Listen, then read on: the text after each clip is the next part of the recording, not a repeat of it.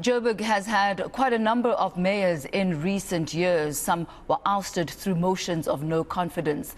Now, civil society organizations, including the organization Undoing Tax Abuse, are calling on President Cyril Ramaphosa to intervene.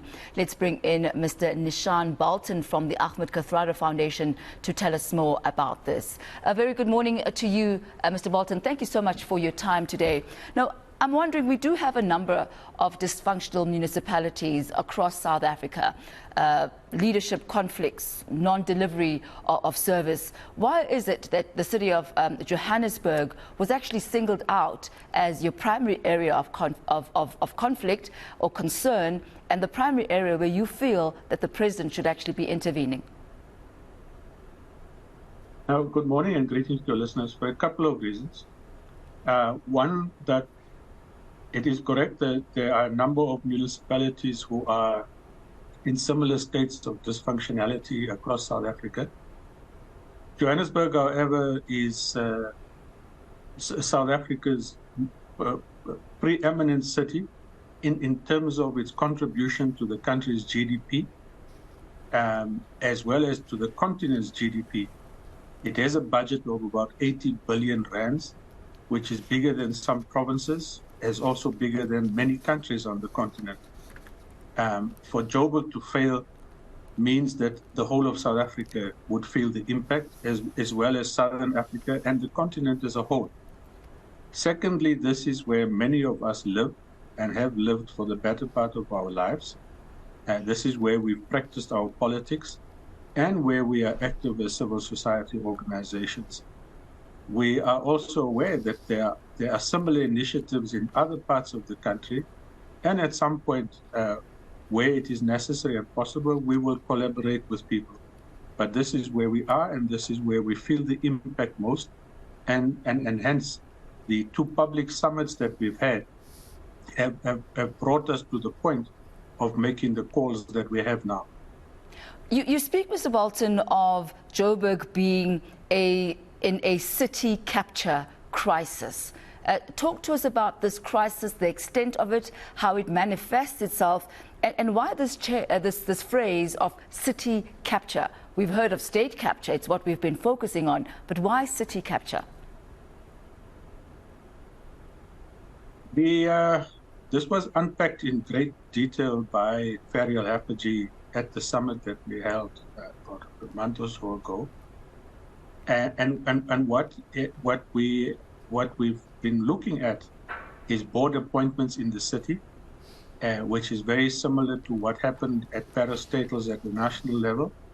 People get appointed to boards who don't have the competency to lead those boards, and then changes get made to the leadership of the administration of the boards, and suddenly you begin to see allegations of tenders and other decisions there that have very little to do with the well-being of the city. The Joburg Property Company being one of those that was highlighted in this particular instance. I think the second issue that was highlighted was the role of very, very small parties, over and above their numbers in the council and the influence that they wield, and their ability to use their few seats to sway support for their parties, and then to use their positions within the council and in the administration for the undue benefit of their parties. Those are the allegations. And these are the kinds of things that we've seen at a national level playing it out in the city. The Gauteng provincial government's assessment of the city in about May, June this year, placed the city at a medium risk level, which is just a level below dysfunctionality. And they evaluated it on 5 particular elements: the political, governance, administration, financial management, and service delivery, and raised serious concerns in all 5 of those areas that they would have investigated. You just have to look at 2 specifics. There were allegations here about the current mayor There are investigations that are ongoing. There's been allegations about the municipal manager.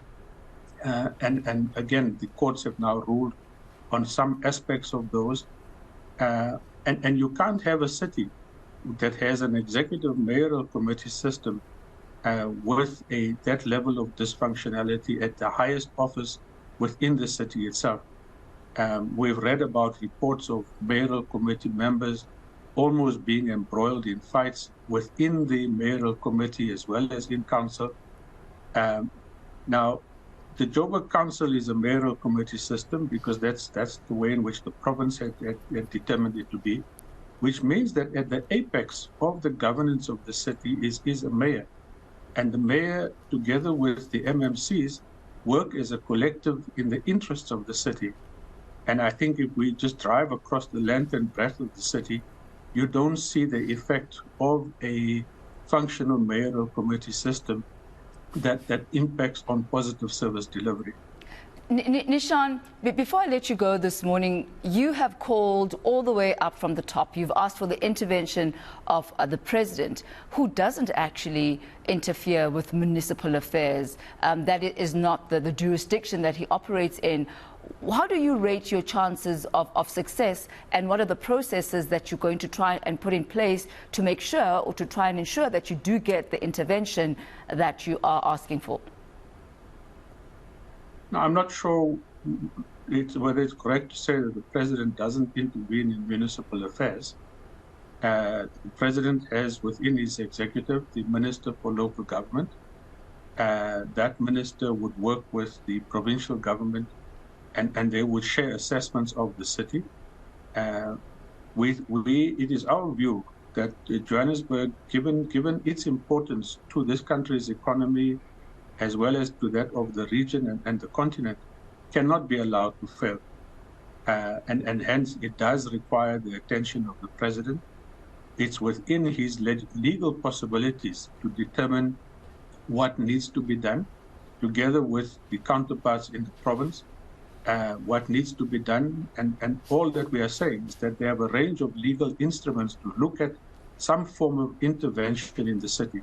We have made certain proposals, and we hope that when we deliver our memorandum to the presidency on Tuesday, that these will be taken into account.